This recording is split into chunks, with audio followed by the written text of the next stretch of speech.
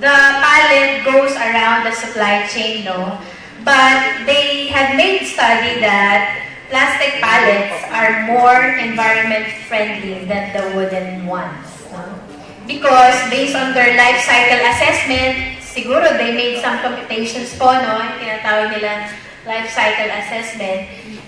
In Japan setting, they found it more environment friendly to use plastic pallets over wooden pallets because they last longer. Instead of, cutting trees, and make this into wooden pallets, they found it's better to use plastic pallets in Japan. And these plastic pallets are very, very useful and evident sa mga distribution centers that we have visited.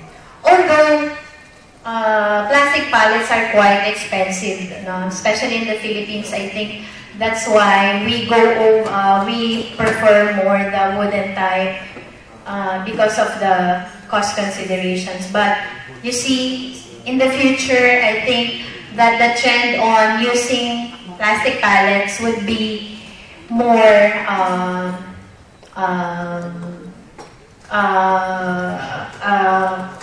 more considerate of the environmental problems that we are facing right now. This is also one good example how Japan collaborate with each other. No? There are different industries there. And yung association mismo, like for example, iambi ko lang, kung PISM, meron. Yung association ang nag-initiate na magkaroon ng pallet exchange, no? Standard na. Sa atin, I think 1 by 1 yata yung standard pallet size nila. Of course, sa atin, kalo-kalo, no? Pero karamihan yata gumagamit ng ECR na 1 by 1.2. But then, it's the thing that when you collaborate, mas efficient cost effective. And at the same time, nag-create pa sila ng business sa isang they created a business sa isang venture. So meron na silang what we call JDR. Ang ginagawa lang nun, mag-distribute dun sa warehouse, sa mga distribution centers, and collect from retailers. So, ganun lang ginagawa po nila. Tapos meron lang pool na naka-allocate sa bawat industry. So, kung magkano yung loan mo, yun ang binabayaran mo monthly. Actually, mas nakatipid sila dahil dati nawawala, nananakaw, yung isang pag-deliver mo, kinukuha na ng retailer, hindi na sinusoli. So, mas nakakatipid pa actually yung manufacturers. And yung retailers, doesn't have any problem na tumatambak yung paleta sa kanila kasi walang pukuha. So, this is a good program. Yes. Okay. So more on the corporate social responsibility pertaining to environmental compliance. So in Japan, they have this green purchasing law. No, I think in the Philippines, wala pa po tayo nito. And the business citizens, the national government, and local government units play a major role in implementing this law. So each business entity must promote using environment-friendly products. It's a law. I think in the Philippine Institute of Supply Management, I think this is one thing that we can venture in the future, no, in the government. Okay? So, again, one of the benefits of having the green purchasing law in Japan is that they were able to declare all the toxic materials contained in their products. Nandiyan po ang cadmium, which are carcinogenic metals, yung lead, mercury, chromium, and the rest, no? Especially if you are exporting products in the European Union, you have to declare these hazardous substances. And it's part of green labeling. That's why in Japan, you will see their products marked with these various identification marks, no? We are very familiar with the loop, no? Meaning the material is recyclables and the rest of the eco-labels that you will see in the slide. Okay? in the Philippines, we have a number of environmental laws and regulations, no, that companies need to implement and uphold. Ganun din po sa Japan. Actually, the Philippines has more comprehensive set of laws and regulation. But the problem with us is the implementation. In Japan, if it's a law, and it should be implemented. Well, sad to say, in the Philippines, no, as late as 1970s, we have the Philippine Environmental Code, and the latest one, the Philippine Clean Water Act in 2005. Again, I think the consistency in enforcing these laws are somewhat not being done in the Philippines. So for the concept or the best practices in the so-called reduce, reuse, recycle, or the 3 Rs, I think we can give you some of the best practices in Japan and what we're doing in the Philippines right now. Okay?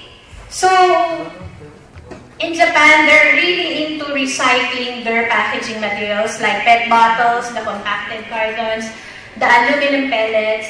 Actually, there is a institution wherein their main role is really to collect all the used packaging materials, no, the PET bottles, the aluminum cans, no.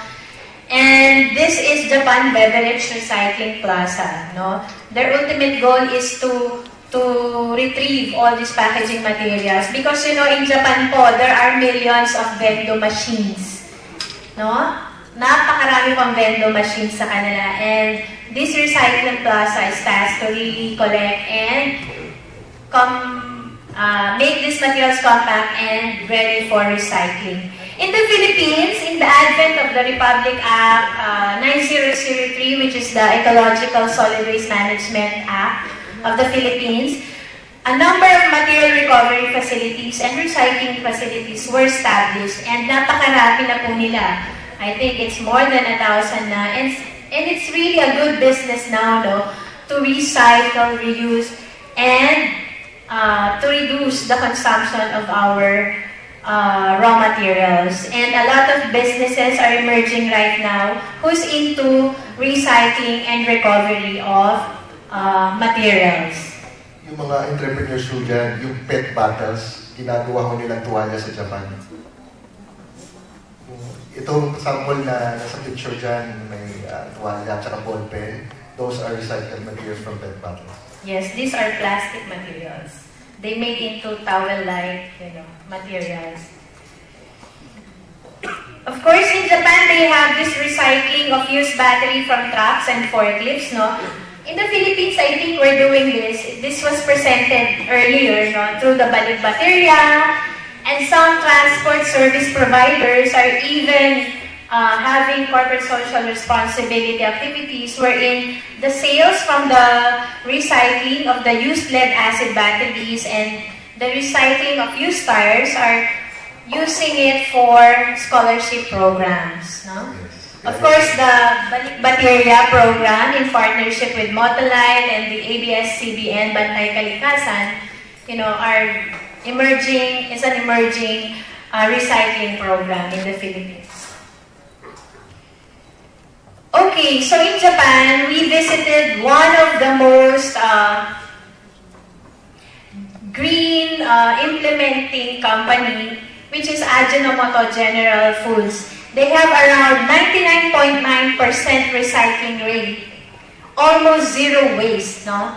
And if you can see in their environmental balance, no? Lahat are being recovered from steam. They're reusing it for cogeneration. The coffee beans are being used as alternative fuel. Well, in the Philippines, I think waste segregation is a best practice. And of course, the recycling of papers, no, slip sheets from our warehouses, the plastic shrink wraps, the tin cans and other metal scraps, the cartons, the packaging, and discarded wooden pallets are being recycled. Of course, Ajinomoto is also the leading company promoting water conservation and reuse. In the Philippines, in one of the distribution centers in South Luzon, they have this improvised rainwater collection. Very, very easy to do and it's very cheap. It only cost them 2,000 pesos to build this improvised rainwater collection system.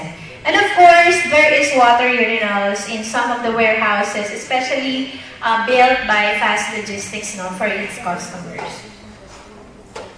Okay? With regards to pollution control facilities, Japan is very much into this because it's an environmental compliance that they need to do. One very, very unique setup in one of the distribution centers in Laguna is that they were able to install a sewage treatment plant, meaning the domestic wastewater coming from the comfort rooms, the lavatories, the kitchens, are being treated in what they call the sewage treatment plant. They are only a distribution center, but they went beyond compliance. It's not being required by the law because they do not really produce much domestic wastewater, but because of their corporate social responsibility, they made an investment into putting up this sewage treatment plant. Okay? And wala ko tayong book na pinafollow, but Japan gave us a book. I have a PDF copy of that if you like, to know more about what we're talking about, more detailed. Mahilig sa documentation po mga Japanese. I have a copy. You can have it's free. You can copy po yung PDF file. It's with me. I'll keep a copy also with PISM if you would like to browse through it. It's really good material to look into. It's a textbook.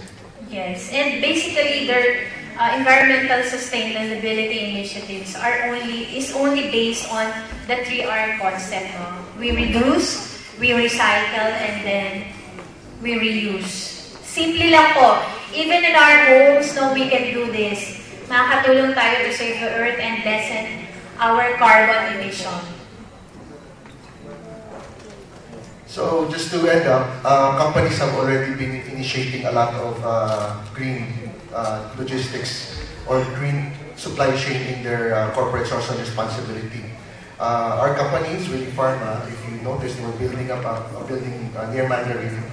It's a LEED building, meaning leadership in energy and environmental design.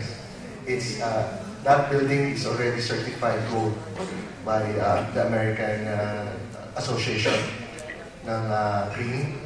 So, meron na po tayong pagyayabang rin dito sa Pilipinas na we are already doing these programs and we're competing globally with green purchasing. And to end up, we'd just like to give you this last words. We have but one world. Today, we enjoy our share.